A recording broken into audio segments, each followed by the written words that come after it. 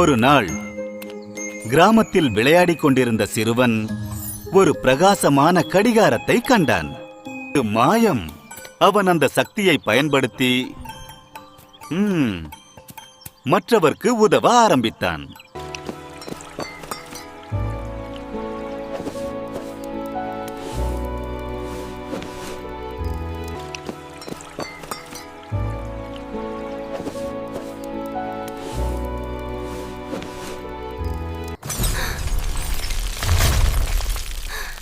ஒரு நாள் விளையாடிக் கொண்டிருந்த சிறுவன்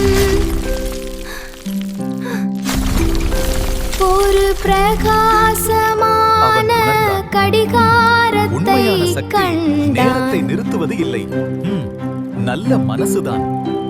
அவன் உணர்ந்தான், உண்மையான சக்தி நேரத்தை நிறுத்துவது இல்லை, நல்ல மனசுதான். அந்த நாள் முதல் ஒரு நாள் அவன் நல்ல மனசுடன் விளையாடிக் கொண்டிருந்த சிறுவன் இல்லையா? அந்த நாள் முதல் அவன் நல்ல ஒரு மனசுடன் பிரகாசமான கடிகாரத்தை கண்டான்.